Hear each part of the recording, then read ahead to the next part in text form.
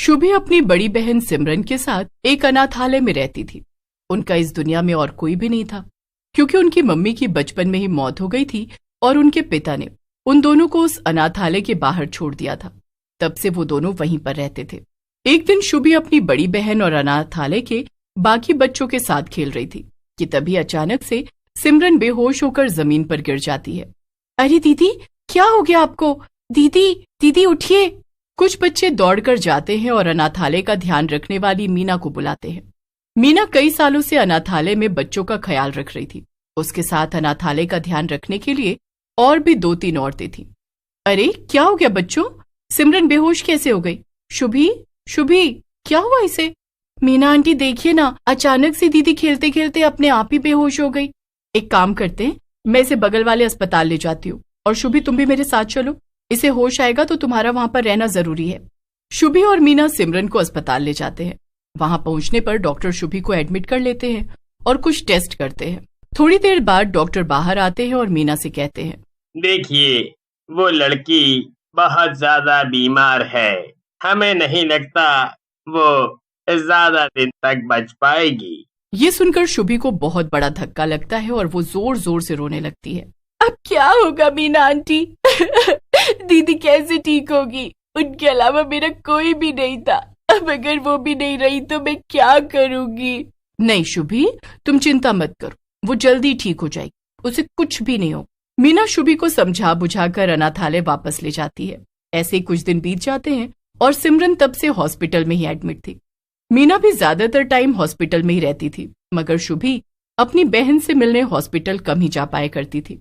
एक दिन शुभी अनाथालय में अकेले एक कोने में बैठकर रो रही थी कि तभी उसका दोस्त अमित वहां आ जाता है। अरे क्या हुआ शुभी, तुम फिर से रो रही हो?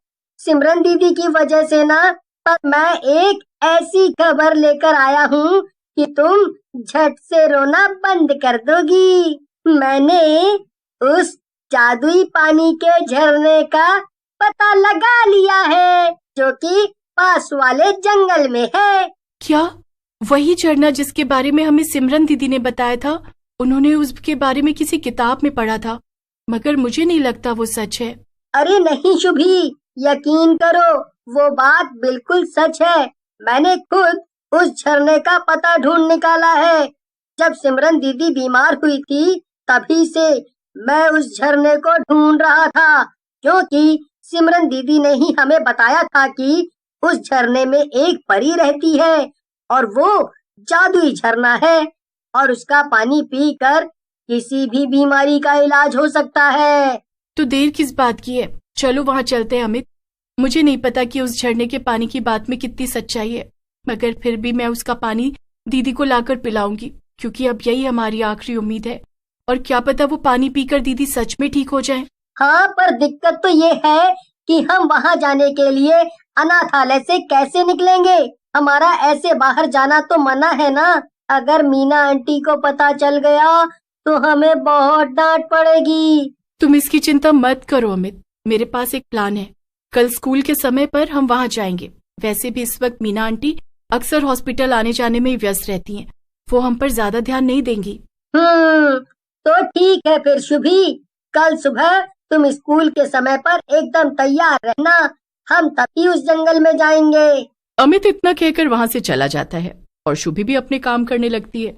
अगले दिन सुबह सुबह जब सभी बच्चे तैयार होकर स्कूल जाने के लिए निकलते हैं, अमित और शुभी चुपके से जंगल की तरफ जाने लगते हैं। कोई भी उन दोनों पर ध्यान नहीं देता। काफी दूर तक चलने के बाद दोनों को कहीं से पानी बहने की तेज आवाज सुनाई देती है। शुभी, मुझे लगता है कि हम अब उस जादुई पानी के झरने के बहुत करीब ही हैं। हाँ अमित, चलो जल्दी से उस तरफ चलते हैं जहाँ से ये पानी बहने की आवाज सुनाई दे रही है। शुभी और अमित बहते हुए पानी की आवाज का पीछा करते हैं। वाह, ये तो कमाल हो गया अमित, आखिरकार हमने ये झरना ढूंढ ही निकाला।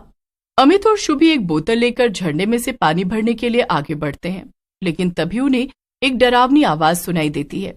उनके ठीक सामने एक डरावनी सी चुड़ैल खड़ी थी, जो उन्हें घूर घूर कर देख रही थी। चुड़ैल उन दोनों से बोलती है, रुक जाओ तुम दोनों, तुम्हारी हिम्मत कैसे हुई मेरे झरने का पानी? चुड़ैल की बात सुनकर अमित डरते हुए कहता है, तुम्हारा झरना? लेकिन हमने सुना है कि ये किसी परी का झरना है।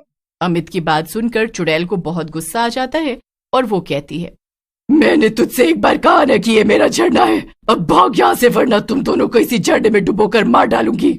अमित और शुभी चुड़ैल की बात सुनकर डर गए और वहां से भागकर कुछ दूर जाकर छिप गए। ये सब क्या है अमित? यहाँ तो चुड़ैल है, अब हम लोग क्या करेंगे? इस झरने का पानी कैसे लेंगे? अगर एक चुड़ैल इस झरने की रखवाली कर रही है तो एक बात तो पक्की है शुभी कि ये झरना सच में जादुई झरना है और मुझे पूरा यकीन है कि कोई ना कोई परी भी जरूर होगी। तो क्यों ना पहले हम उस परी को ढूंढें और फिर उसी से मदद मांगे। हाँ, ये तुमने बिल्कुल ठीक कहा अमित, हमें ऐसा ही करना चाहिए। चलो हम चुपचाप चलते हैं और झरने के आसपास ही उस परी को ढूंढने की कोशिश करते हैं। अमित और शुभी जब वापस झरने पर जाते हैं तो देखते हैं कि चुड़ैल झरने से थोड़ा पानी भरकर कहीं ले जा रही थी। अमित और शुभी चुपचाप उसका पीछा करने लगते हैं। थोड़ी देर बाद वो दोनों देखते हैं कि चुड़ैल एक गुफा के अंदर चली गई। शुभी और अमित भी उसके पीछे पीछे गुफा में चले जाते हैं। अंदर का नजारा देखकर दोनों हैरान रह जाते हैं। चुड़ैल ने एक परी को पिंजरे में कैद कर रखा था। ये जादुई झरने का पानी सिर्फ मेरा है, इसे पीकर मैं और भी ताकतवर और खूबसूरत हो जाऊंगी। मैं किसी को भी इसे ले जाने नहीं दूंगी। हमें उस परी को बचाना ही होगा अमित, तभी हम झरने से दीदी के लिए पानी ले जा पाएंगे। मेरे पास एक तरीका है अमित, जिससे कि हम परी को पिंजरे से बाहर निकाल सकते हैं। अमित, तुम यहाँ से बाहर जाओ और झरने से पानी निकालने की कोशिश करो। तुम्हें ऐसा करता देखकर वो चुड़ैल तुम्हारे पीछे जरूर आएगी। जब वो यहाँ से बाहर चली जाएगी तब मैं जाकर परी को खोल दूंगी, फिर हम दोनों आकर तुम्हें बचा लेंगे। अरे ये तो बड़ा ही खतरनाक आइडिया है शुभी, लेकिन अब हम और कर भी क्या सकते हैं। ठीक है, मैं जा रहा हूँ, लेकिन जरा समय पे आ जाना शुभी, कहीं वो चुड़ैल मुझे कच्चा ना चबा ले। हाँ, डरो मत और जाओ, मुझ पर भरोसा रखो। अमित भागता हुआ जाता है और झरने में से पानी लेने लगता है। चुड़ैल को अपने जादू से ये पता चल जाता है कि झरने के पास कोई फिर से गया है, इसीलिए वो अमित को पकड़ने के लिए जाती है। तभी शुभी भागकर परी के पास जाती है। कौन हो तुम बच्ची? तुम्हें यहाँ नहीं आना चाहिए था, वो चुड़ैल बहुत खतरनाक है। मैं यहाँ आपको बचाने आई हूँ। आप मुझे ये बताइए कि इस पिंजरे को कैसे खोला जा सकता है। वो देखो, सामने जो बक्सा है उसी में इस पिंजरे के ताले की चाबी है। जाओ उसे ले आओ और मुझे आजाद कर दो। शुभी भागकर जाती है और चाबी ले आती है। फिर वो परी को पिंजरे से बाहर निकाल देती है। तुम्हारा बहुत बहुत धन्यवाद बच्ची, तुमने मुझे इस चुड़ैल की कैद से आजाद कर दिया। इसने जादुई झरने पर कब्जा करने के लिए मुझे यहाँ कैद कर रखा था। ठीक है, पर अभी हमारे पास वक्त नहीं है, जल्दी से चलिए, मेरा दोस्त मुसीबत में है। शुभी परी को लेकर झरने के पास जाती है और वहां पर चुड़ैल ने अमित को उल्टा कर रखा था। मैंने तुझे मना किया था ना कि यहाँ मत आना, तू फिर से आ गया, अब तो तेरी खैर नहीं। परी जल्दी से अपना जादू करती है और चुड़ैल कमजोर होने लगती है। अमित जमीन पर गिर जाता है और शुभी उसके पास जाती है। बहुत हुआ तेरा तमाशा चुड़ैल, अब तेरा अंत आ गया है। परी अपने जादू से चुड़ैल को छोटा बना देती है और उसे एक बोतल में कैद कर देती है। बहुत चाहत थी ना तेरी इस झरने को अपना बनाने की। ठीक है, अब तू इसी बोतल में कैद होकर जिंदगी भर इस झरने में तैरती रहेगी।